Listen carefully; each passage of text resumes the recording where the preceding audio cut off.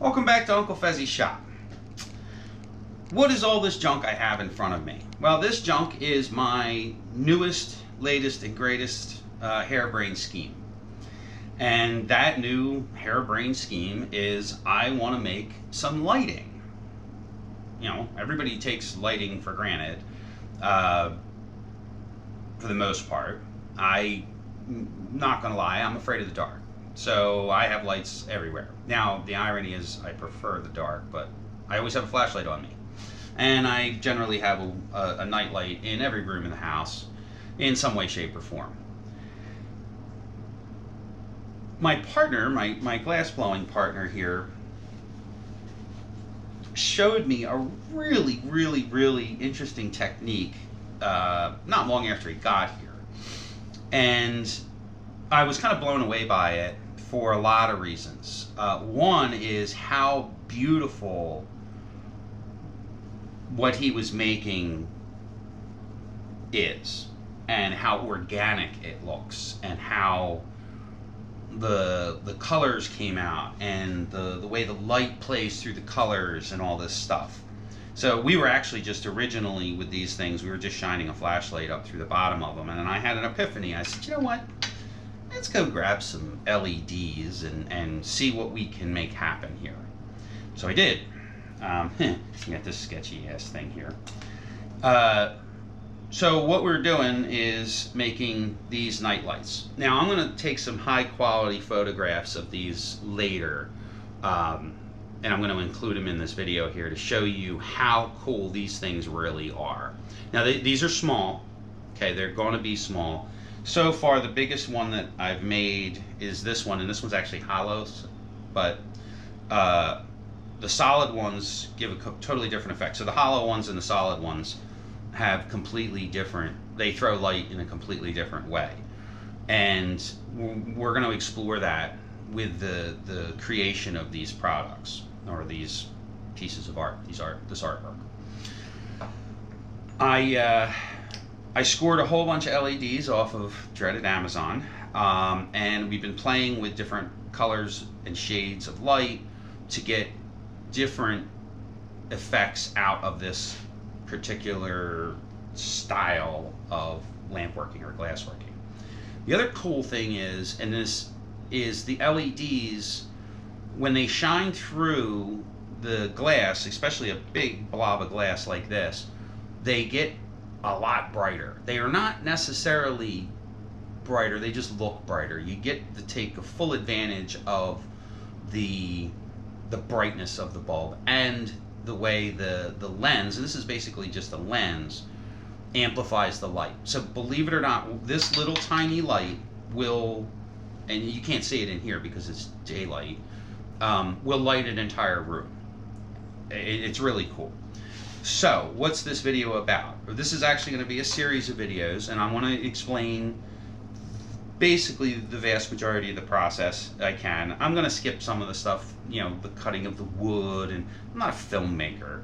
So, you know, I kind of gave up on my videos being those beautiful, like, you know, Cat's Moses, where the saw is going through the wood in slow motion and all that. We're not going to do any of that.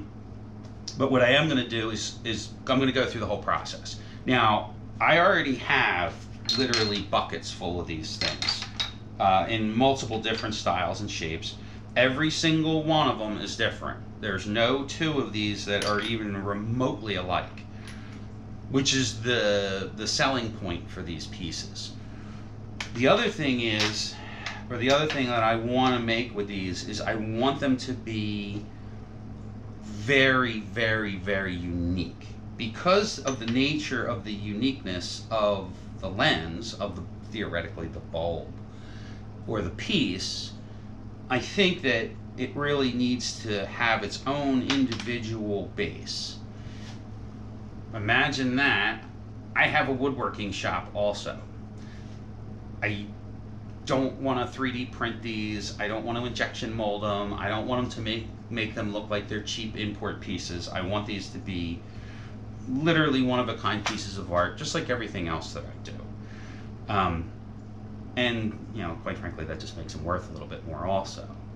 So, I have all these pieces already made. These were originally supposed to be, this one in particular, and a couple of the other ones here, were supposed to be marble holders. I don't have any marbles out here. And that was actually one of our original game plans for these was, here we go, was for them to just be marbles. These are just going to, the ones that don't have nipples or mounting, a way to mount them, so that's the mounting. These are just going to get turned into worry stones and tossed in the $10 bin. But these all have, some have a rod and some have a tube. We found that the tube works a lot better to help with the light. So I'm just taking this LED. These are raw LEDs. I got a whole box of them over here, so I actually have to put these together. And before anybody says, oh, you could buy those already pre-wired, blah, blah, blah. You can, but they don't fit in these little tiny bases. I'd have to do a considerable amount of modifications anyway. The other thing I'm doing is we're using, I am buying pre-made pieces, so I'm using a USB power source for the LEDs. I know that's not ideal, but a 110 volt power source requires a rectifier and a whole bunch of other stuff to make it, a rectifier and a transformer and all kinds of jazz to make it go down to 110 volts. Can I do that? Absolutely. The electronics have shrunk down to a point where they're relatively small, but they're still about the size of my thumb, and you'll see here that the base is bigger than that.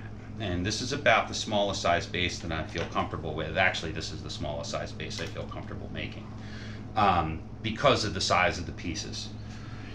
So I came to the conclusion that it's easier for me to wire up the LEDs using the USB. Everybody's got USB plugs in their house now, or a phone charger, or what have you, transformer. Plug it in, and you got your light. Right, so the other reason I'm doing it this way is so we can have different color lights. This one has a blue light and a white light, which creates a really interesting effect depending on what the inside looks like. It's very difficult to see in this lighting, I understand that. The other cool thing is they project light up through the top, which is really cool to me. I'm easily amused. So, what else is going on? What are we doing here today? Well, not for nothing, I'm kind of out of oxygen. I'm not really out of oxygen, but I have a unique opportunity to shoot a video from start to finish and show kind of the entire process of what we're going through. Like this one has a rod, and they fit in there. Ooh, they fit in there like that, and they'll be permanently affixed with some adhesive. I can't pull them apart, so the adhesive is working. Some of them will have color in them, like this one. A lot of them are going to have precious metal is what makes the colors on the inside, and it's combinations of gold and silver and heat, which create like a rainbow effect of color. It's just really cool to me. So let's get to it. How am I making these? Well, this part, the glass stuff, we're going to do later, and I will go through the whole process of how I do the glass. But right now, because of certain situation I got going on, I'm not going to be blowing glass right now. But what I am going to be doing is trying to cut my hand off with a chainsaw. So let's go do that right now. Well, what do I have going on here? You know, it's no secret. I have a pretty extensive woodworking shop here. And people really, in my mind, I do. Pretty much everything I do for myself. And then if other people like it, good on me. I made a buck. This piece of lumber here, this timber, is a piece of cherry. I'm 99% sure it's cherry, that was up in the attic of this garage. Now this garage is in excess of 75 years old, I'm going to say. So So this stuff is good and dry. It's been sitting up there for at least that long. It was cut with a chainsaw. Probably, it looks like it was cut with a chainsaw on like an Alaska mill or something. So it is like really rough. Now I don't really have a whole lot of use for this particular piece. It's not in great shape. It's got a lot of checks in it. So I figured, I might as well use this one. I have another piece over here. Actually, I've got a couple pieces. The one is the mantle in my great room, which I did take a video of, I think, of me making the mantle. So I'm going to sacrifice this piece of lumber. Why? Well, because it's really unique, and it's kind of like a, I don't know, I hate to jump on the recycled, upcycled bandwagon of marketing nonsense, but the truth be told is I'm too cheap to go buy wood, and a piece of lumber this big would be really expensive. I want to try to keep my nightlights at a reasonable cost. I don't want to say labor's free. Labor's actually the most expensive part, but labor's a lot cheaper when you're not paying for materials. I'm trying to make this, and I'll kill myself with a chainsaw here. I guess I like that better. I'm not crazy about chainsaws. I never have been. Let's see if we can get a cut on this.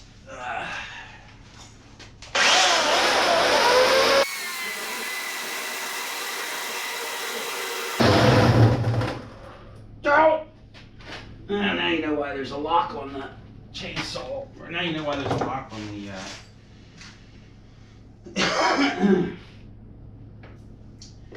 on the cord. I actually haven't used this electric chainsaw in a while, but it's kind of cold outside, and I didn't really want to do it with a gas-powered one outside. Yeah, good enough.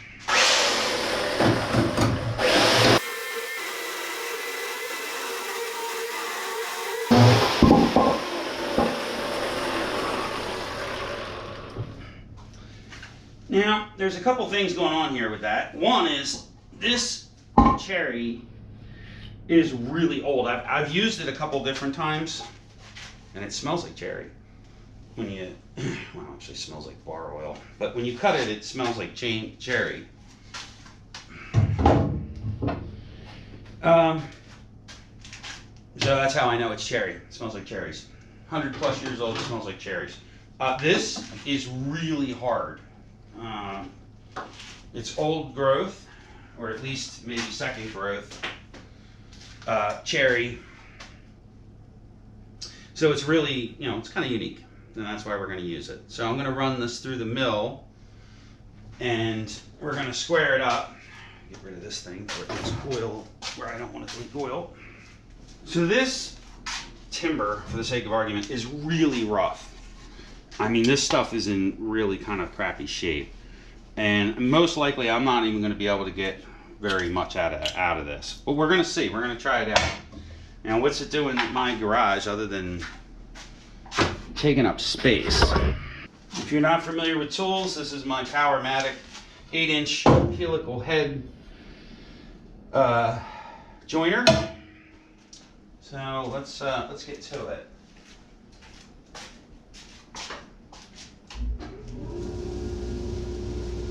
Now, a joiner is actually only good at making things square on two sides.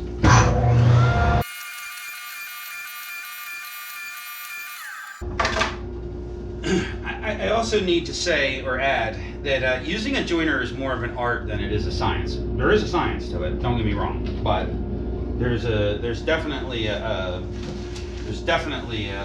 art to getting your joining, or to get a piece to be nice. This particular material, this wood, I've used it before. That's why I wanted to use this. This stuff is really hard, and it has a fantastic grain pattern to it. It's almost a shame that I'm turning it into such little pieces, but as you can see, the checking and all that, it's really not useful for furniture or anything like that. So I got one side square here. Now I'm going to slap it up against the fence.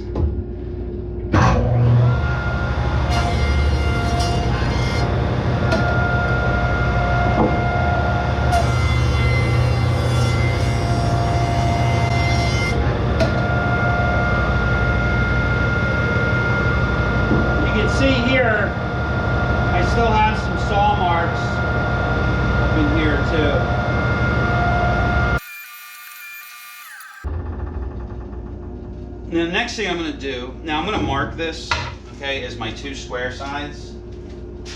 Actually, we're going to check it for square too.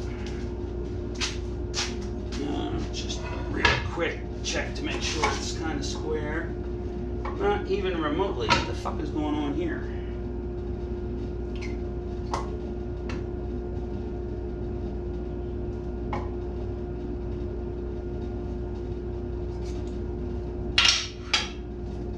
Fence is square.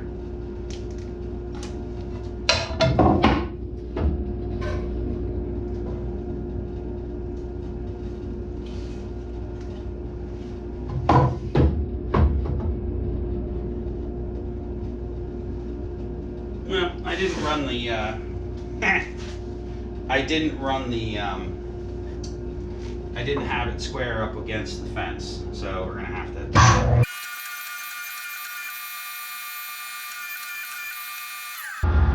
Well, that's a little better.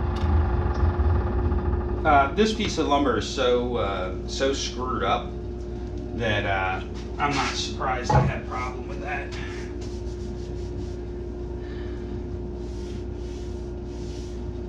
Alright, now back to where I was. Now, what I'm going to do here is a little unorthodox in that the next step actually should be to run this through the planer and then the table saw, or just the table saw. But I don't want to tear up my table saw. This piece of wood's actually a little big to run through my table saw, and I don't want to tear up the blades on my joiner if I don't have to, because my joiner uses, or I'm sorry, my planer uses straight blades. This uses carbide inserts. So I'm a little bit less pissy about destroying these, because it's easier to just swap out one.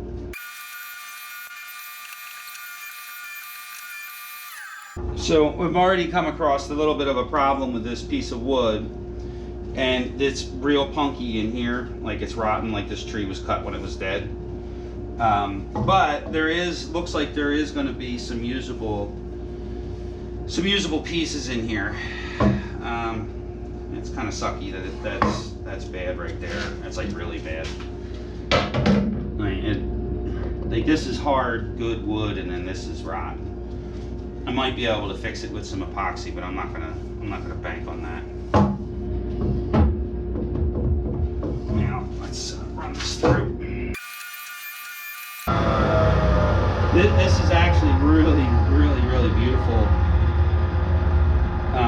But again, with the punkiness, yeah, this would never be, I could never use this for furniture. But what I can, yeah, you can see it's coming out here.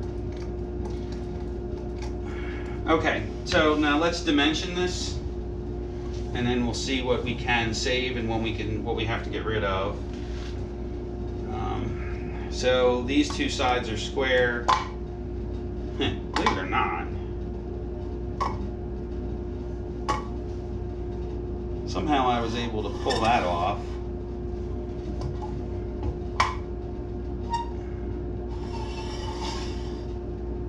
Wow. Must be getting better with my joiner. All 4 edges are square to one another. That's kind of cool. Okay, I'm gonna shut the camera off for a minute and contemplate my next move. We got a couple problems. Well, the first problem is this piece of lumber is bigger than my table saw. Now, I could run this through my bandsaw, which I probably should run it through my bandsaw, but I have a thin blade on my bandsaw because that's going to be another part of this project, and I don't feel like changing the saw blade. The other hilarious part of this is this piece of lumber is undersized by 1/8 of an inch. My target size for this was 4x4. Well, this damn thing's 3 7/8 by 4 and like 13/16. So I'm going to set the blade on the saw a little shy of, or a little wide, and I'm going to run it through the saw. Probably going to stall the saw. because I'm going to be burying the blade all the way in the saw, or all the way into this really hard cherry. I've had problems with this cherry in the past. So you might get to see me really screw up here. The other thing is I'm going to cut this side off, I think. So this I'm going to cut through this knot here and get rid of some of this checking and rotting, which ought to be interesting also. Now, God hates coward. Turn our fans on.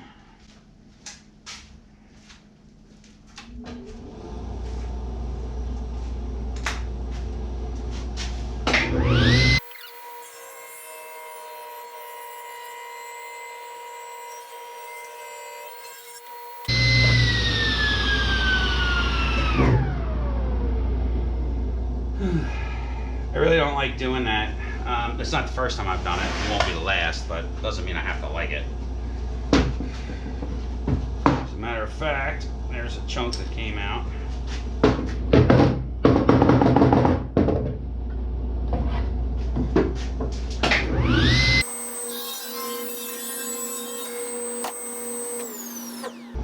Well, that wasn't nearly as catastrophic as I was afraid it was going to be, or as hilarious. Yeah, this is... It's not really worth the shit. Well, my saw blade's actually cutting relatively square. I figured it would be worse. Alright, I'm going to run this on the joiner one more pass to get this burn off of here. I knew that was going to happen. I've used it, like I said, I've used a bunch of this cherry and it burns every time. It's not my blade. That's a relatively new blade and I just cleaned it the other day. It's just the nature of cherry, and this cherry in particular. So as it's I had a little bit of I should smoke another cigarette, right? So I had a little bit of an epiphany here, and I did some measuring with my measuring stick. Oh, by the way, if you like to measure things, buy Starrett. So this is actually 3 13/16 by 3 11/16. So I got to square it up. Now, this obviously, as you saw from the other segment, it won't run through my table saw. So I think I'm going to run it through the planer here. The problem with the planer is snipe, but we'll live with it. My goal with this log is to create octagonal bases, and then from the octagonal bases, I can make round bases on the lathe if I so choose. I got a bunch of round bases. I think the octagonal bases are a little nicer. They just look a little different.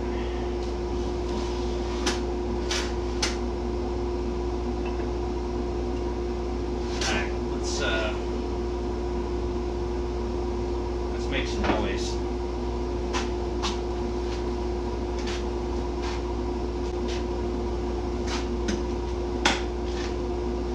Works better if you plug it in.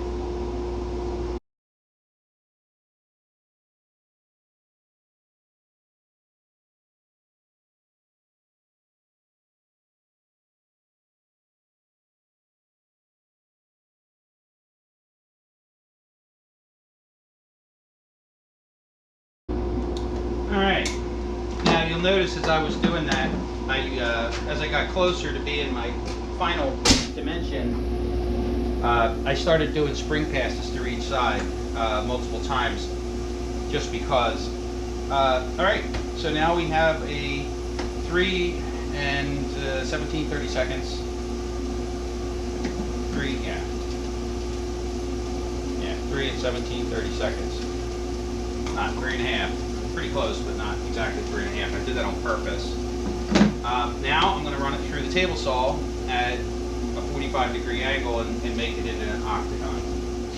I got to drop the blade down because it doesn't It doesn't like to run at 45 degrees with it all the way up. And that's, oh, come on, you bugger. There we go. And I don't need to. The other thing I gotta do is grab my protractor because I don't trust my saw. Yeah, sadly, I love my saw stop, but there are certain things that I don't like about it, and one of them is I don't necessarily trust the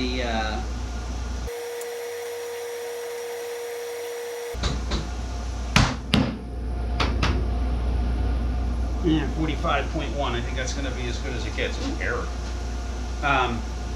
I don't necessarily trust the gauge on the outside of the saw, and you should never trust the gauge on the outside of a saw anyway. Now, if I didn't suck at math, which I do, I would know exactly how much to cut off. I don't generally do it that way.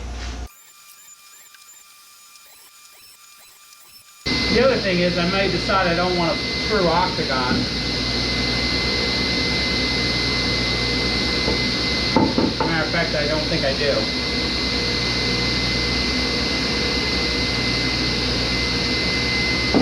Just want to cut the corners off. So for the sake of variety,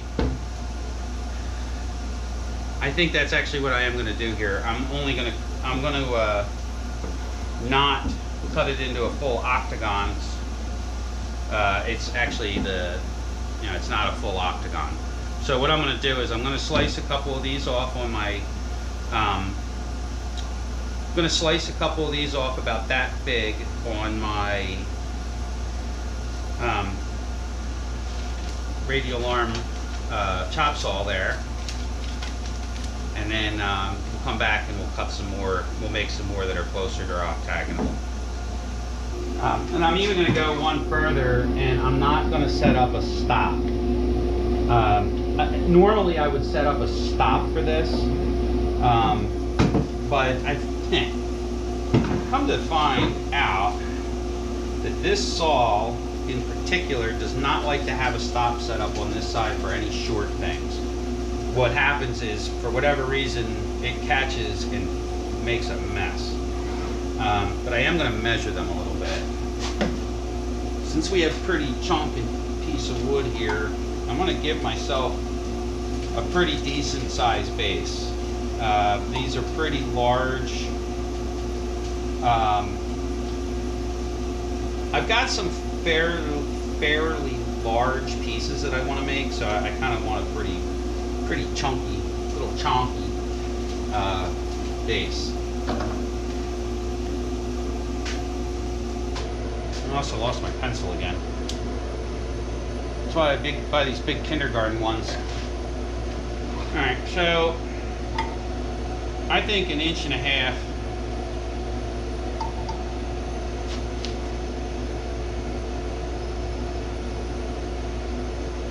Give or take a little bit, it's good.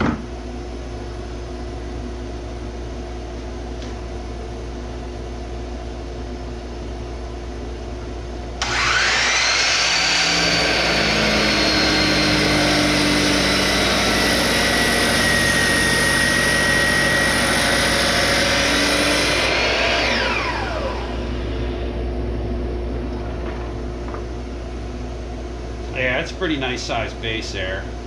And if I decide I want to run it on a router or what have you, I could do it and still have some room for my fingers. So we'll do another one like that. And maybe we'll do 2 or 3 like that.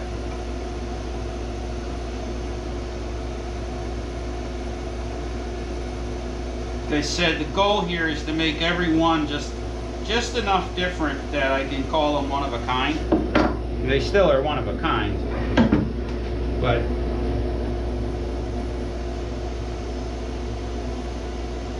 so like I can run one of these through a router.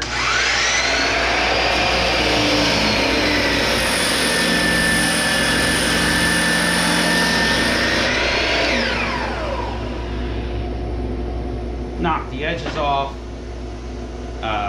all kinds of stuff. We're doing one more, and then we're going to run it back through the the table saw again and make them real octagons.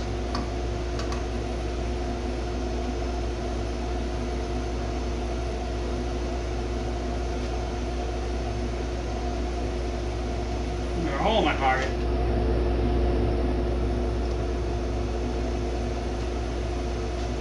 Also, it gives me something to hold on to when I'm using the sander. That sander is brutal.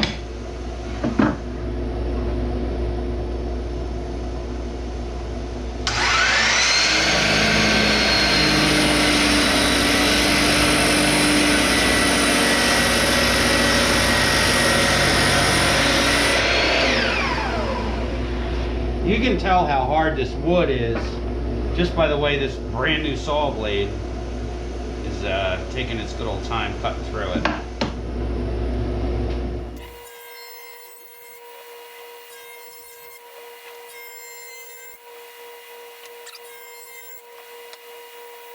I figured out why I'm having a problem with my pencil. I got a hole in my pocket. Just swap pockets here. Ooh. I don't know why I was catching sawdust in my face. Yeah, this looks pretty octagonal, but is it? So we are 1 3/8 inches, 1.5 inches, 1 3/8 inches, 1.5 inches, 1 3/8 inches, 1.5 inches. All right, now.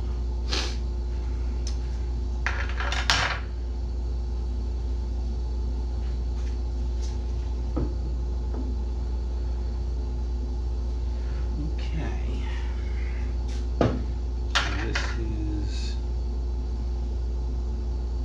1.5. So I'm going to take a 16th off that way.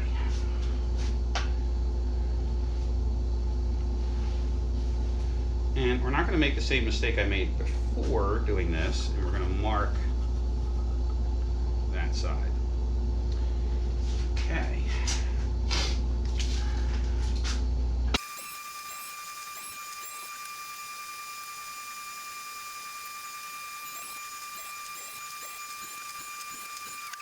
Now, so says in the book of measuring here, 1 3/8 inches, 1 3/8 inches, 1 3/8 inches, 1 3/8 inches, 1 3/8 inches, 1 3/8 inches. You get the idea.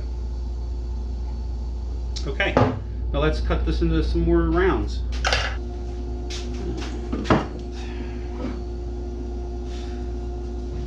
I am going to stick with the 1.5 inch thick base. I think it's a nice thick base.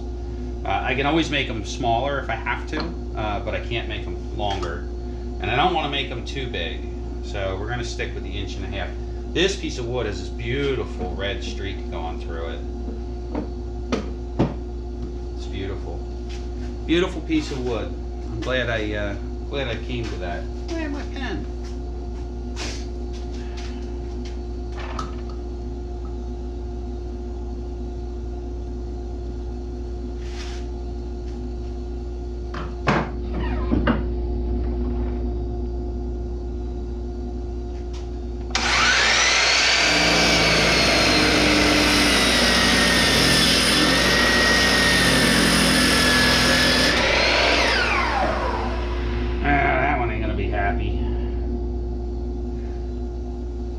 I've cut a couple of these, they didn't come out square.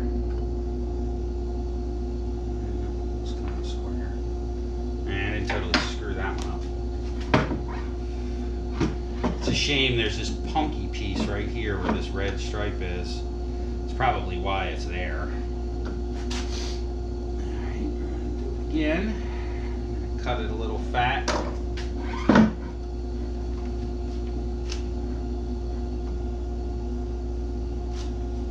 It up tight against the fence this time.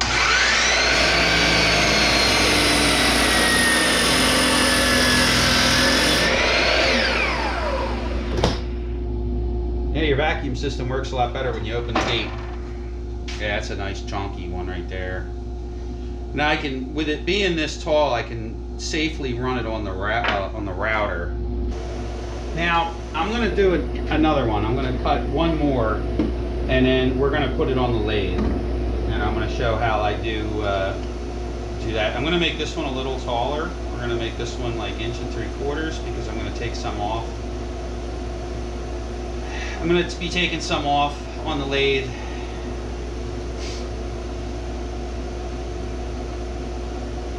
And then a really interesting way, that's another thing I want to show, is how I'm doing this on the lathe.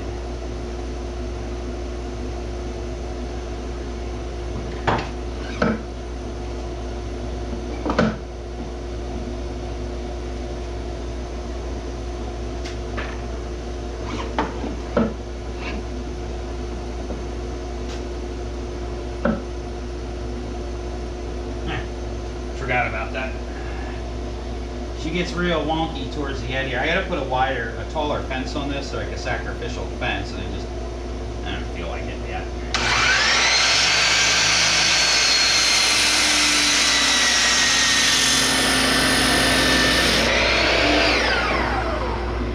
That's a nice one. Okay, now we're gonna center drill this piece. I have to apologize for my shots being really wide, but this stupid GoPros, like, I don't know, somebody somewhere along the line decided that it was better to have wide shots than it is to have narrow shots. So I'm using my center finder here, my centering gauge. It's interesting, you can see how off my measurements actually are using a centering gauge. But that's pretty close. So I have this is a 1/4 inch drill bit in here. I hate to admit this. I don't hate to admit it. This drill press sucks. I wish I'd have never bought this thing. It's not. It just sucks. It is not what I was hoping it was going to be. It's quite frankly, it's a disappointment. It's almost impossible to keep anything square. Yes, I understand that this board is not square, but there's a lot more to it than just this board not being square. So whenever you're drilling a really long hole like this, the chances of it actually being straight through and parallel are pretty much zero. And I know why. I mean, there's multiple reasons. One is this is just a piece of wood that I stuck on here because I can't stand people drilling through this. But the head itself, tramming the head, is quite frankly, it's impossible. This thing has too many adjustments on it, so it is impossible to tram the head square. So, here for the grace of God go I. Make sure it's going to go all the way through. It's not. The other thing I don't like is the stops. The stops on this thing have a tendency to move.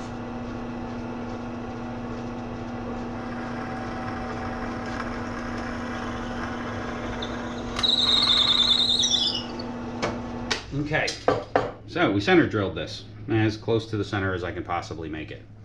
Now let's go over to the lathe and look at what I got going on over there. Okay, actually I lied.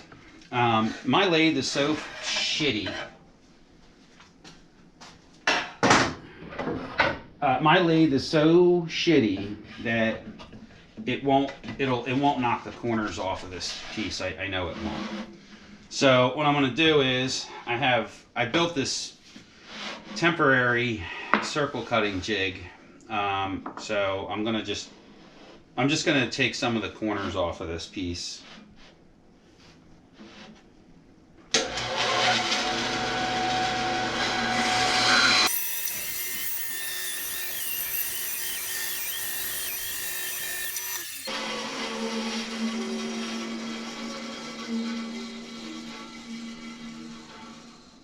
I got a healthy respect for a bandsaw. Alright, so we took the corners off, but as you can see, my circle cutting jig is a little bit janky at best, but that's pretty cool, huh? Okay, now to the lathe. To the lathe, Batman. Now, into the spirit of all things manly, I have basically removed every single safety device that is possible on this thing. Uh-oh, we may have a problem.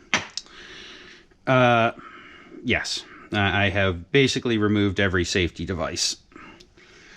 So, the other thing I did... Oh, did I get it? No. Shit. I'll be right back. Now, I got this lathe really cheap. I paid like $100 for it, and a scroll saw at the same time. So I don't really care too much about it. But one of the things I did... Oh, shit. That's not what I wanted to do. Damn it.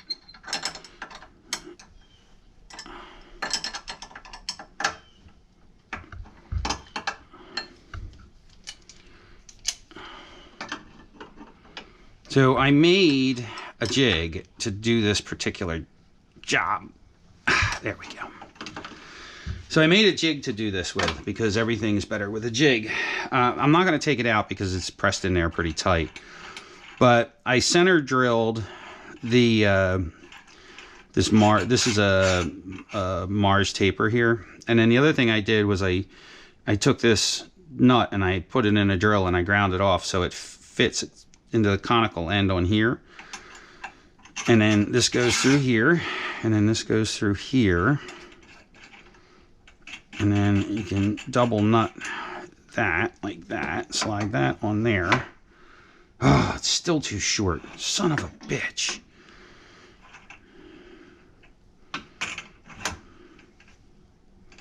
Oh, by the hair of its chinny chin chin, I might be able to get this to work. Well, this is going to be sketchy. I like it. Okay, and then that should go in there like that. I've never this is the first I've tried it with a piece this big. All right. Ooh, look at that. Wah, wah. Well, that's not... That ain't happy. Okay, I'm going to move the camera like way in my way here.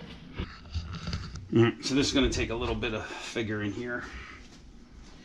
All right, so we're going to put the tool rest back on, and then we're going to figure out why it's wobbly the way it is. It could be wobbly the way it is because it's cut wobbly. I'm going to say no. And never admitted. I never said that this thing wasn't shitty. I just said that it kind of worked. I'm going to say that the problem here is the hole in the center is not drilled straight. Even though I'm just using a piece of 1/4 inch drill rod as my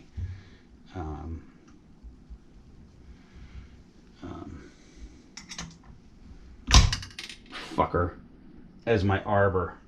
It worked better this way. So.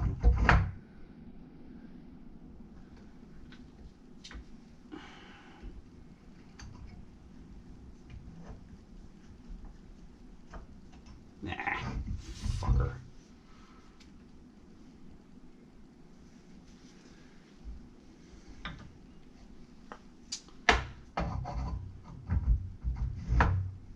I'm gonna have to counterbore this.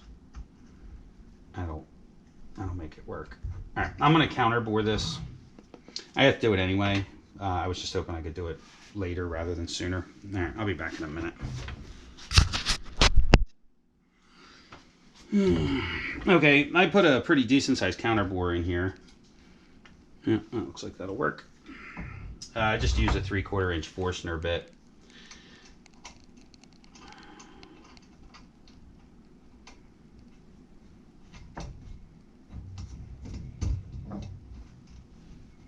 I may have to use a socket to tighten it up.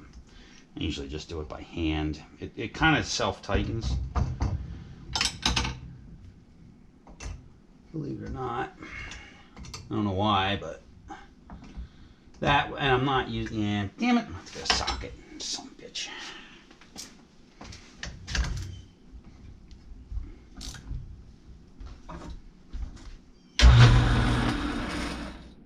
Yeah, I'm gonna definitely say that part of the reason that this thing is so wobbly is because it's the center bore isn't right. It's not. You know, this isn't precision work. I mean, come on, let's face it. One thing I did do is the chip here is facing down, so when I put the tool into it, it won't tear it up too bad.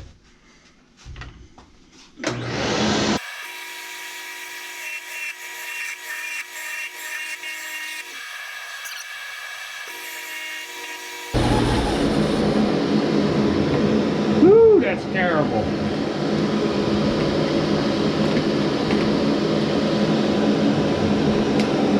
The other thing I did wrong here is I have this piece mounted the wrong direction. It just dawned on me.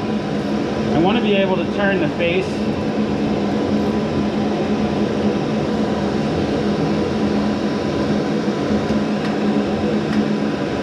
Now I'm going to flip this around now that that big chunk's out of there. Perfect. I want to be able to face turn this, put a little bit of detail in the front. Can't do that. Are you fucking kidding me?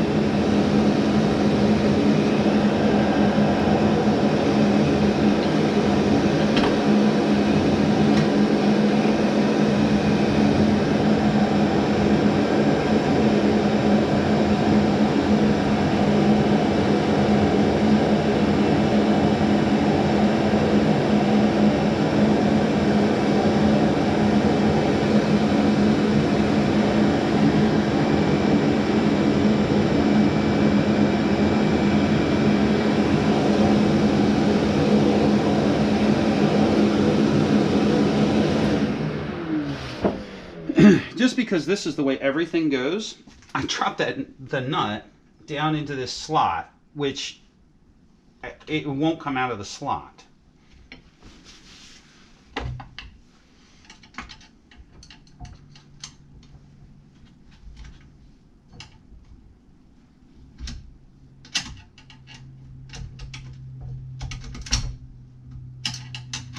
I got more nuts. I don't want to move my tool post if I don't have to.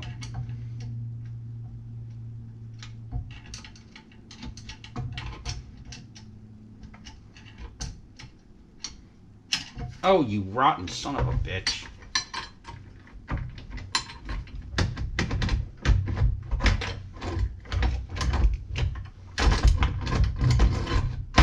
don't want to have to move the tool post. Now I got to reset the tool post. Which I have to do anyway, but... like, really?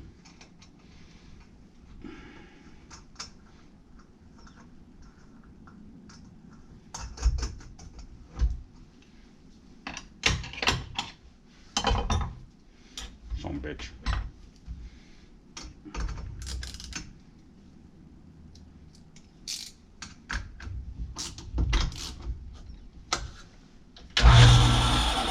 It's running a little bit better now.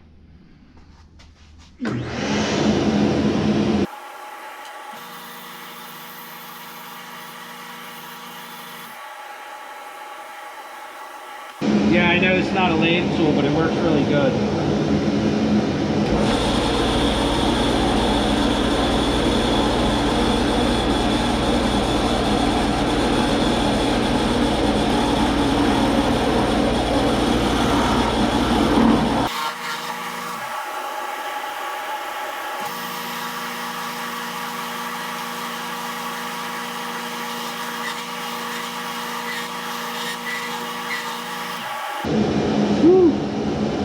Man, this is not turning nicely at all. Switch tools here.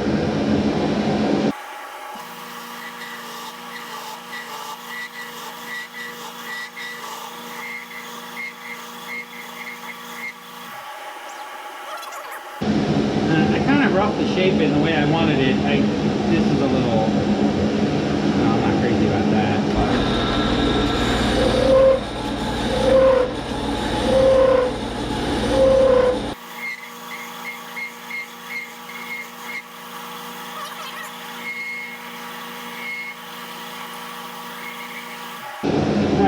that's the shape I want, which is pretty close to what it's, I'm to hell with it. I'm going to take the tool post off so I don't jam my hand in there again.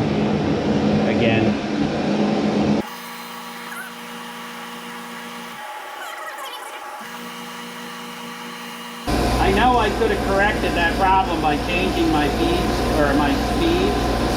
And quite frankly, I just didn't feel like doing it. Changing the speeds on this old Craftsman lathe requires moving things I don't feel like moving. If this thing's working good right now, don't fuck with success, right?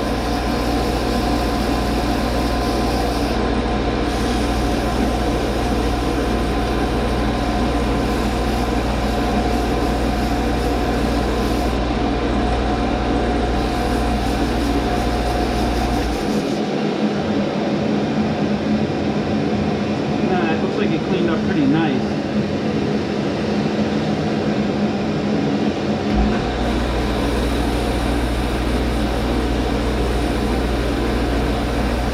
I really like the way this turned out so far.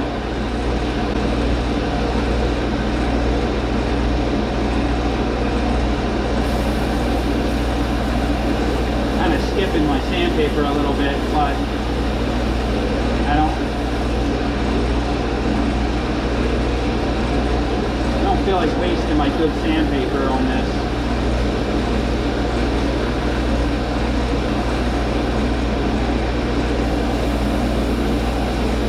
The lathe tears the sandpaper up pretty quick.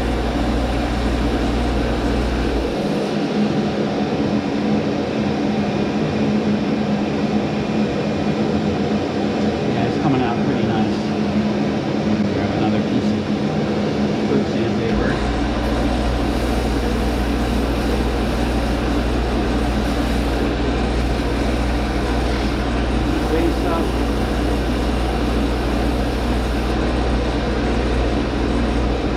I'm going to polish it with some Scotch-Brite. It's a nice polish on it.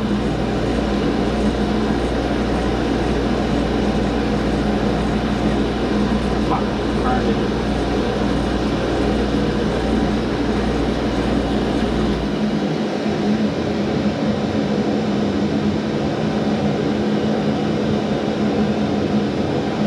It's okay. I'm not, it's got some assholes in it right here.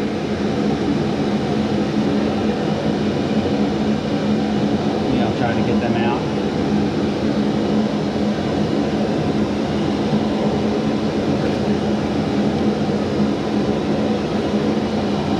I don't think they're going to come out without going back to 80.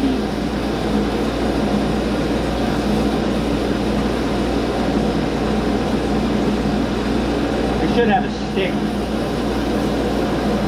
Yeah, I don't think they're going to come out.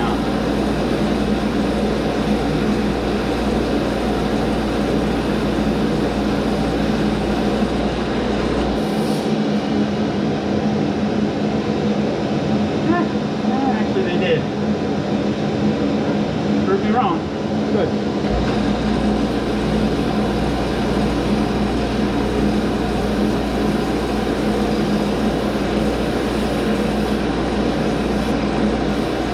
Great way to cut the finger off, by the way, or get your fingers caught in it.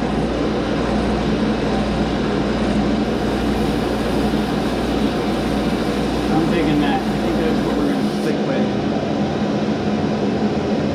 Yeah. Alright, back to the Scotch-Brite here.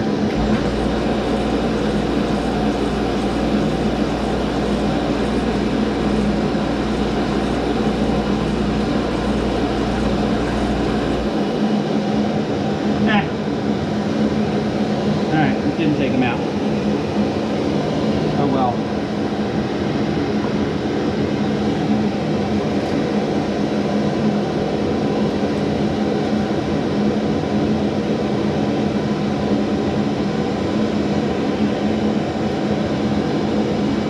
So I don't know if it'll show up on camera, but this is kind of rough in here, and that's okay. I'm all right with that. Okay, so now what? All right, well, I'm going to call this the end of part one. All right, making the wooden base for my fancy night lights. I really like the way this turned out. I'm like shocked at how nice it turned out. Now there is some flaws in it. There's some chunks missing out of here, and to be honest, I'm gonna say, oh well. They're not overly offensive, and the other thing is these are gonna have to have a front and a back, so I'll just put that on the back, because the wire is gonna have to go in and then come out somewhere, so we can just do it that way. And that's the way that's going to be. Now these, I'm not even going to bother showing any of this, because basically this is just going to be sanding, center drilling them, and then applying some kind of finish. I don't know what. I've been using cheap tung oil, like the not good tung oil, the cheap stuff from, you know, it's like Danish oil or whatever from Home Depot, and that's probably what I'm going to use on these too. My preference would be to use Rubio Monocoat. And then this one here is actually going to get epoxy. I don't want to go crazy with finishing. Now, I don't want to go crazy with finishing for a lot of reasons. The biggest reason is finishing, less is more to me for finishing, for a lot of reasons. One is, let's face it, I'm lazy. The other is because I'm doing multiple different types of materials all at one time, so the glass and the wood are all going to expand at different rates. The glass, the wood, and the glue are all going to expand at different rates. So my preference would be that the wood isn't like epoxy together, you know, or, you know, vacuum CA glued or anything like that. I prefer that the wood just age naturally. This piece is going to be the exception to that rule.